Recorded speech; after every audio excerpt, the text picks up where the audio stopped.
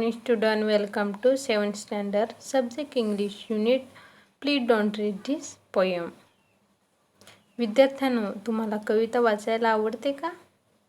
Okay, so student, today we are going to learn about please don't read this poem.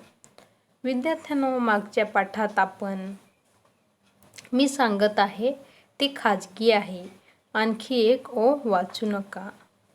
ओहो, आणखी एक ओळ आहे, आपण हे थांबवा. हे तुमचे नाही, ते माझे आहे. इथपर्यंत आपण शिकलो. आता you are not allowed to read this. You really have to stop. If you don't quit this instant, I swear I will call a cop. He will drag you up in handcuffs.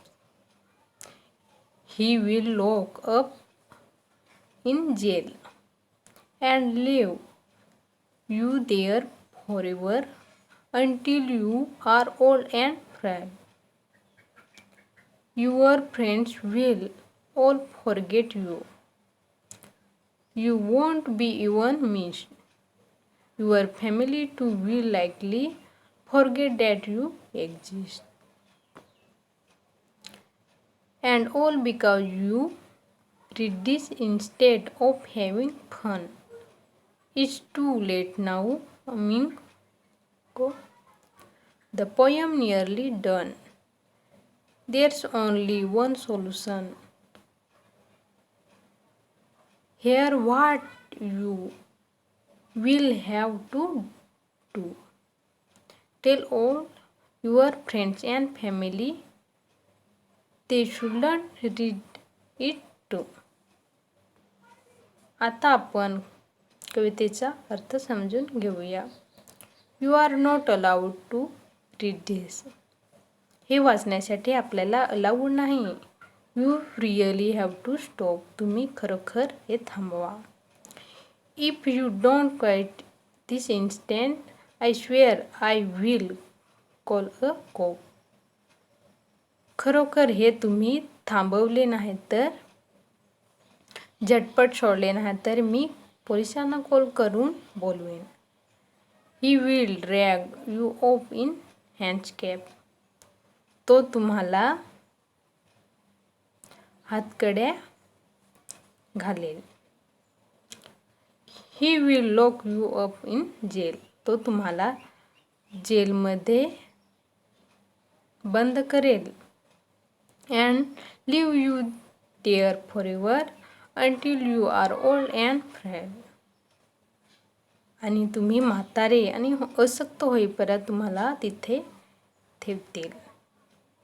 Your friends will all forget you. तुमचे सर्व मित्र तुम्हाला विसरतील. You won't be even miss. तुमची आठवणसुद्धा करणार नाहीत. Your family to will likely forget that you exist. तुमची फॅमिलीसुद्धा कदाचित तुम्हाला विसरेल. तुम्ही विसरून जा की तुम्ही अस्तित्वात आहेत हे.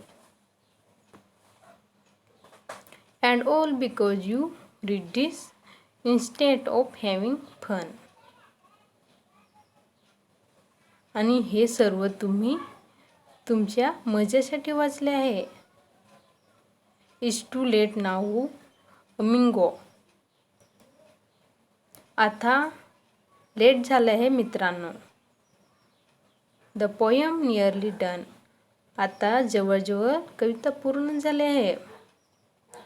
There's only one solution. आता फक्त एकच उपाय आहे. Hear what you will have to do. तो उपाय म्हणजे इथे आहे.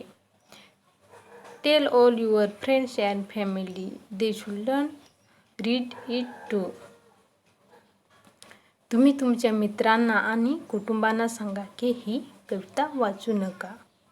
तर विद्यार्थी मित्रांनो, इथे ही कविता संपते. आता आपण नवीन शब्दांचे अर्थ समजून घेऊया. क्वाइट म्हणजे चालते होणे. दिस इन्स्टंट म्हणजे या क्षणी. कोप म्हणजे पोलीस. फॉरएव्हर म्हणजे कायम. एक्झिस्ट म्हणजे अस्तित्वात नसणे. फ्रेल म्हणजे अशक्त. अमिंगो म्हणजे मित्रांनो. Find all content from used in the poem. Answer: it's, that, there, am, your.